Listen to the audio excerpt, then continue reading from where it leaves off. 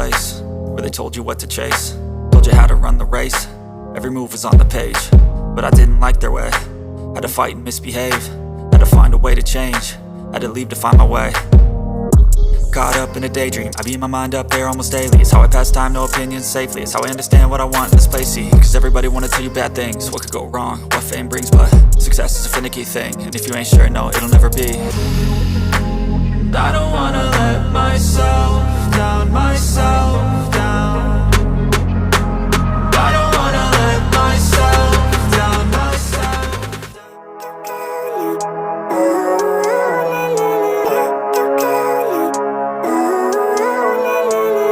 Living life, every day, late at night, not okay.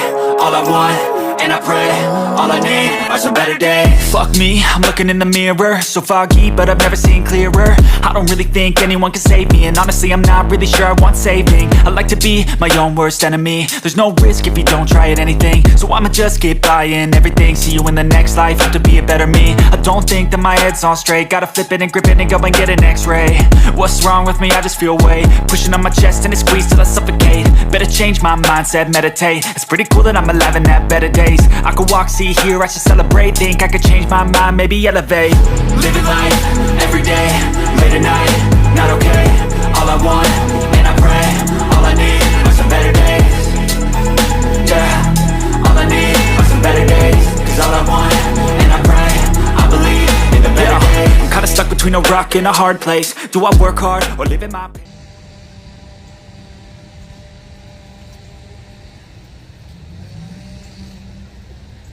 What's up, YouTubers and dronies? This is Mike for Drones Are Eagles. Nice, cool Thursday morning, 7:30 in the morning.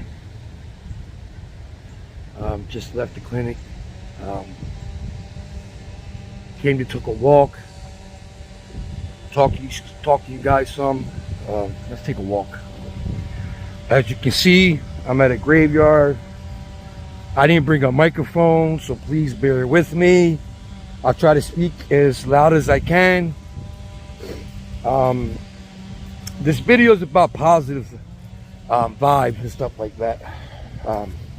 Some of y'all saw my videos last night at midnight. Some of you didn't. For you that didn't see it, you're not missing nothing. For you that did see it, I just want to apologize for the outburst. That is not me.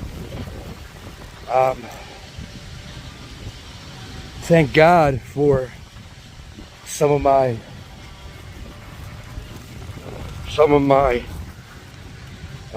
most righteous, let me say it that way, some of my most righteous supporters that brought me back to reality. They got all the evil thoughts out of my head. And I'm going to say her name again. Thank you, Tammy. Rose had a part of it too. Thank you, Rose.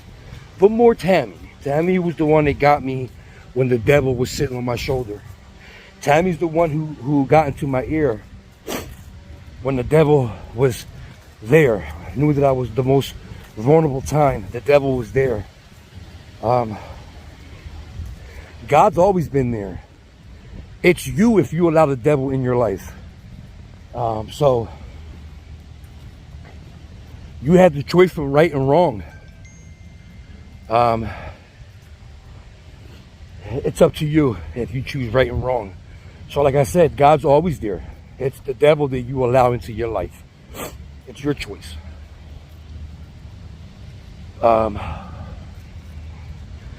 So the reason why I'm walking in the cemetery is because I heard my buddy Barnes, yes, my buddy Barnes, that I was talking to recently. Anyway, he said that's why they have graveyards, and that's why graveyards stay full for situations like what happened yesterday. You don't talk about someone's kids openly on a chat, live chat, and your supporters even remind you, hey, that's a low blow, you can't do that, and then turn around and try to justify it by saying, oh, he did it to my kids. So when there's no proof of it, I have proof. But like I said, that's another story. I don't even want to talk about that. I forgave him for that, just like Jesus forgave me for all the things I did in the past, all the bad things I did. So that's another story. I don't even want to talk about that. I forgave him. God bless him and his family. Anyway, so like I was saying, Tammy brought me back into reality, and she reminded me, you know, who I am, and basically who raised me. My grandmother taught me the Christian life. My grandmom taught me how to love, how to share. Love your enemy, most important. She's the one who taught me that keep your enemies closer kind of thing, because they're the ones that need the most help. They're the ones that need the most guidance. And I'm here at the graveyard to ask my grandma to forgive me the way I acted last night, because I know she was upset last night. I know she was. She's like, son, that's not the way I raised you, you know. You know, evil is in everybody. The devil comes and strikes everybody, and it's your decision, son. It's your decision if you want to act that way. And I asked for forgiveness from her. She did not teach me that. And those are just words. My son is fine. He's not hurt or anything like that. He's fine. It's just words. And I should never carry it the way I did. And that's why I apologized to him, which I really didn't need to, but I was raised that way. I said some bad things to him. Of course, not about his family. I would never do that. You heard what I said last night. And I asked for forgiveness, and I also forgave him for what he said. So let me get this off here.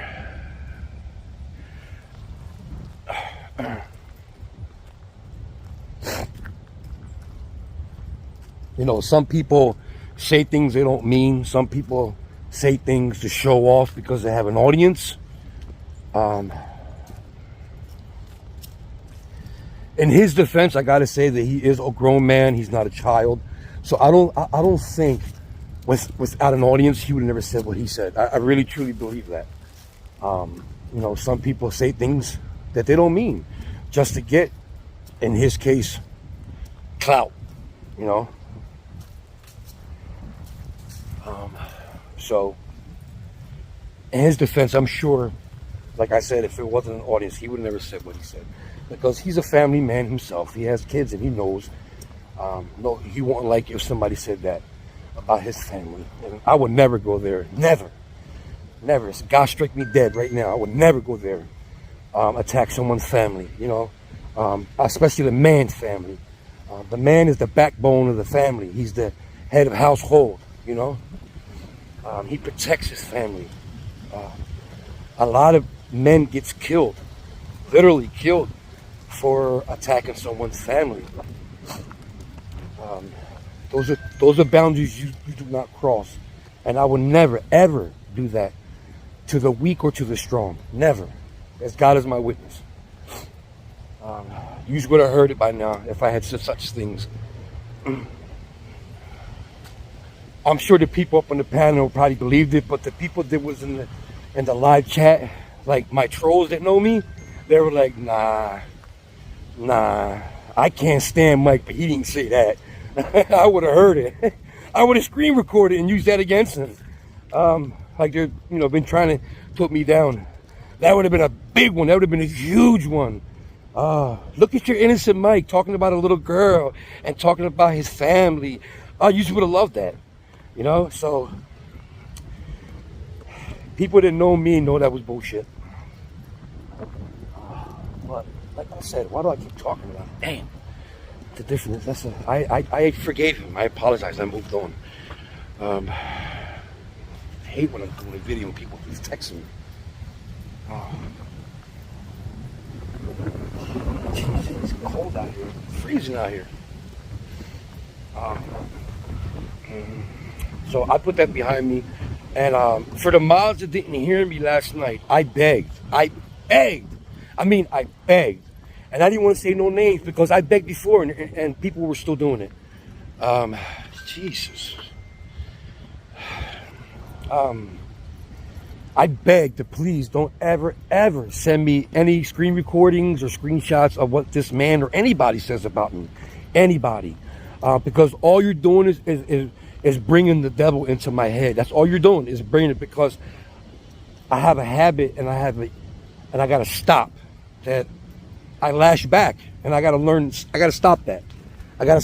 So I ask all people that have my phone number, if you hear something or see something about me, I don't want to know. Please don't tell me, don't text me, because I don't want to hear it. I just don't want to hear it. Because now, as you know, that I do respond to it, and it gets me like in this state. Do you want to see me in this state? In this kind of state I've been? No, I know you don't. So just let him or whoever it is, let them run their mouth. As long as they don't do it on my platform, it's okay. It's their opinion. It's a public platform. They can do whatever they want and say on their channel, as long as it's not on mine. So please, again, if you have my number, I don't want to know anything negative about me from here on out.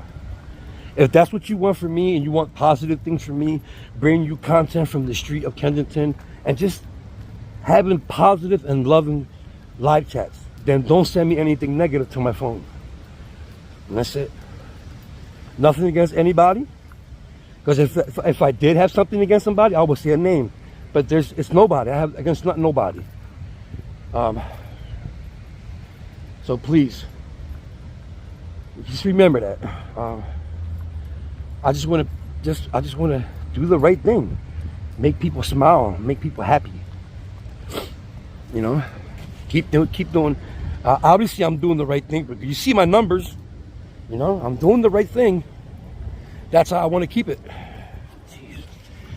God, please, if I don't text back, that means I'm busy. My God.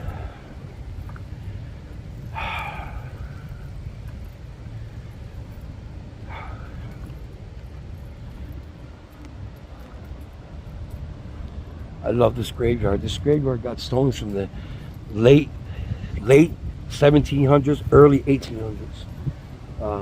Yes, this is.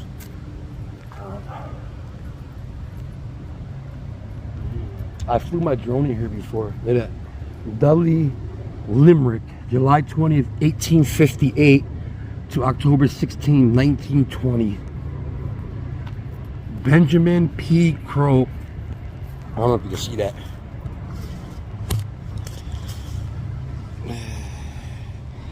1838 to 1907. This man here that was, let's see, 40, 62, 69 years old. This man here that was 69 years old that died in 1907. 69, think about that age, 69 years old, okay? A lot of these are not even 69 yet, and look how much he's seen in life. He died in 1907. That means he likely never been in a car before. Probably never been in a plane before.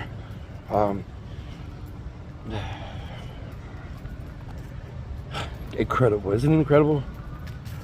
Probably never been in a car in his whole 69 years of life. Never been in a car. Probably just saw one at the end of his life. Definitely, I know that for a fact, never been in a plane. And 69 years old. That's incredible. There's people in here, they were 85 years old, 90 years old. They died in mid 1800s. So that means they never heard of a car. They never heard of an airplane. Never heard of a phone. I believe never heard of a light bulb or anything like that. I'm not sure what year the light bulb came out. I could be wrong.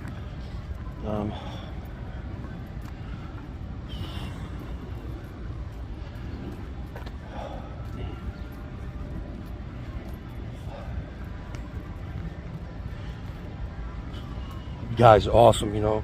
You guys that support me, man, I will never forget this. I'm always in debt to you guys. I will always be in debt to you guys. I'll never forget the ones that support me. The fullest to the strongest. Another thing I want to address real quick. This one's personal. This is to my daughter, Jessica, who turns 30 years old today. Happy birthday, Jessica. I don't know if she's gonna watch this or not, because she's stationed all over the world, bouncing from country to country, from state to state, and she's in the military. And she's married and got three of my grandchildren. So I don't know if she's ever gonna watch this today or tomorrow, or if she even watches this, because she's very busy. But I know this will be on YouTube for a very long time. Even after I pass, it'll still be on YouTube. So she will see it one day. So because of that, all I want to say is, you know, happy birthday.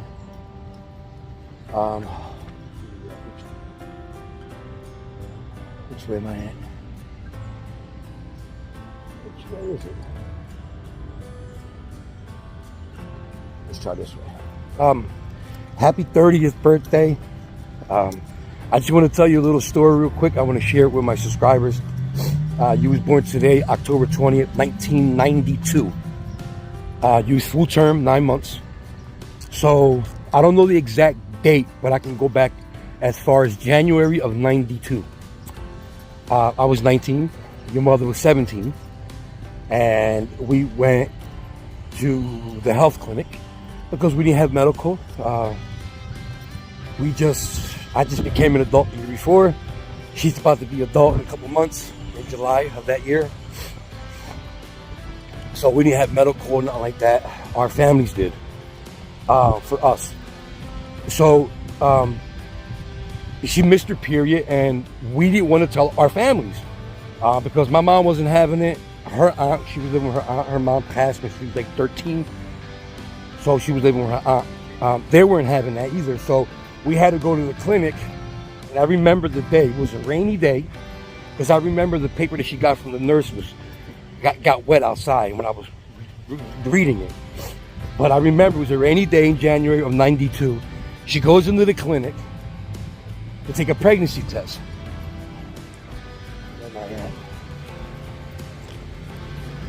And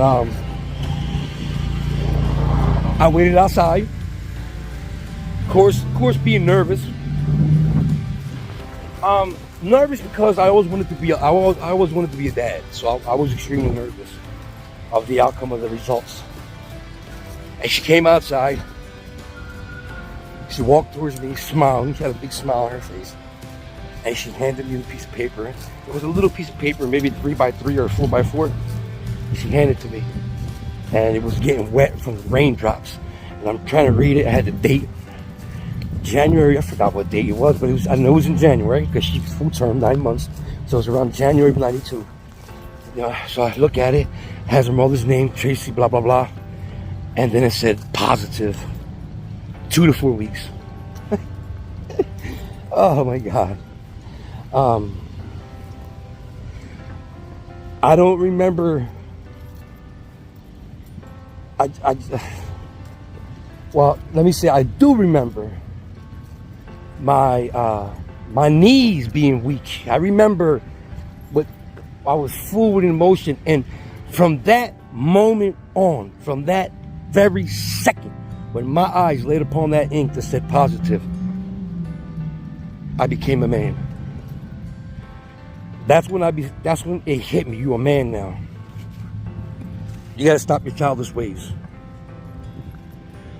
It took me a few more months to stop selling drugs. But that's when I started slowly making the process into a man.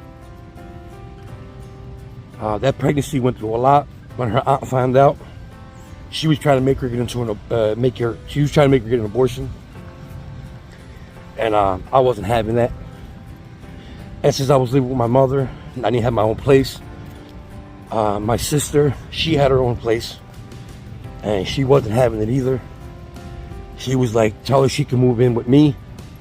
She can have the baby here. And we're not killing this baby.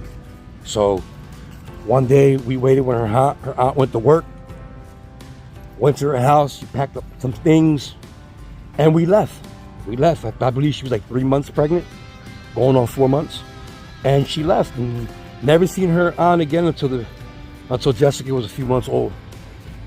So we stayed at my sister's house. Well, she did. I had to go back to my mom's. And Jessica was born, my first. And I remember that day. I was with my brother John, and we was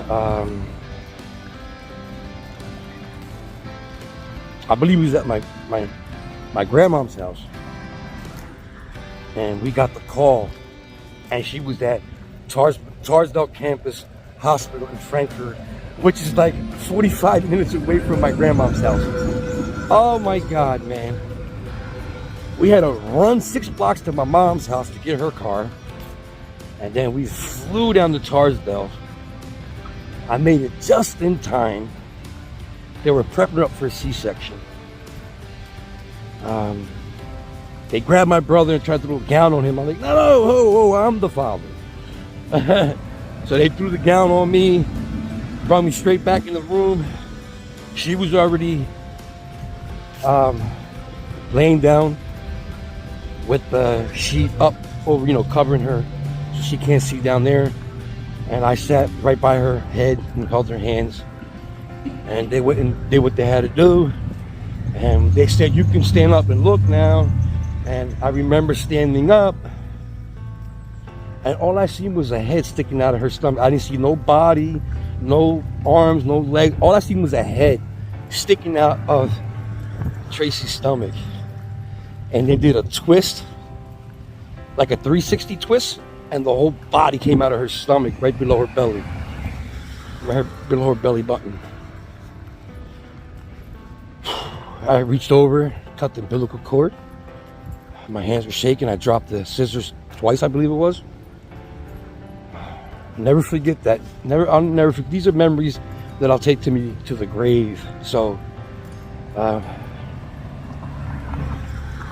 that's why when I listen to late 80s, early 90s club music, like, I don't know how many people know about this, but club music is freestyle music.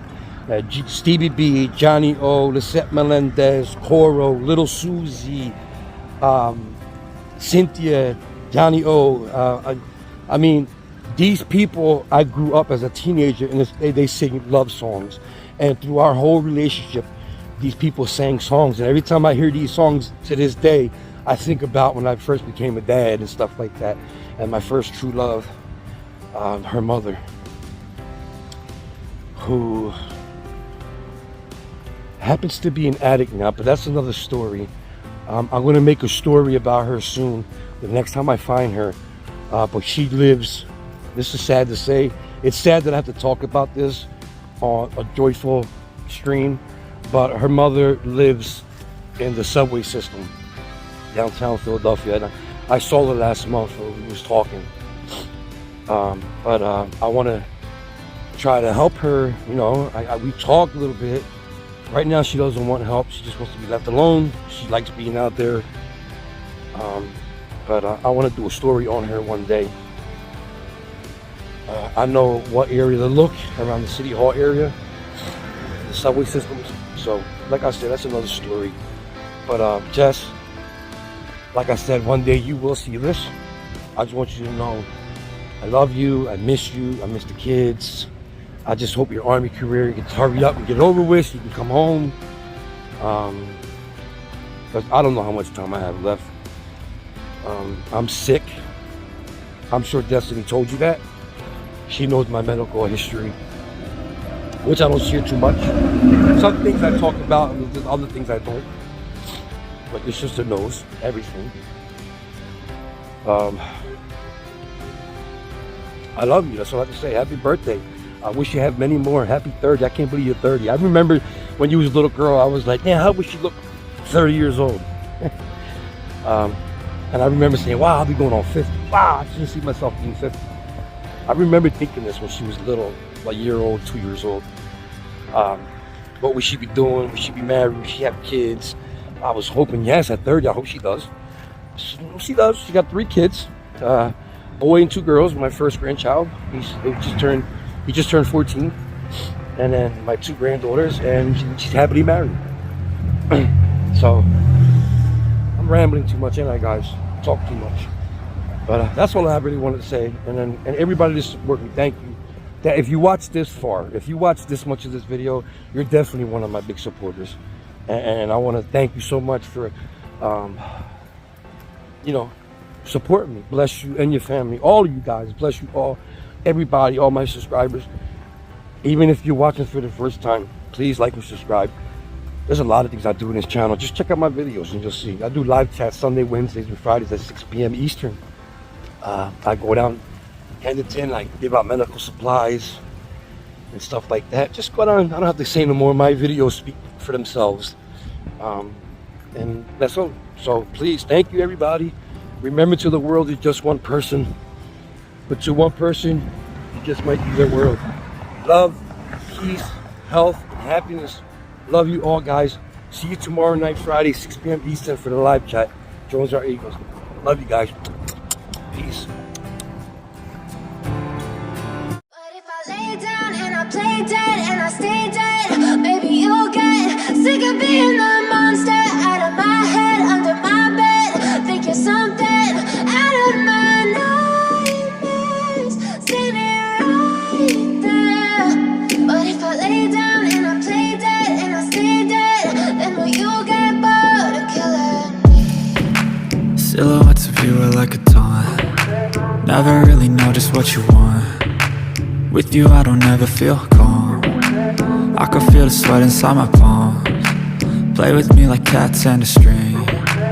You don't understand the pain it brings. You don't ever wanna give me wings. You don't ever wanna set me free. You know I'm addicted to you, and it's twisted, you've been gifted with the evil voodoo. Got me coming back for more, even when I've been screwed.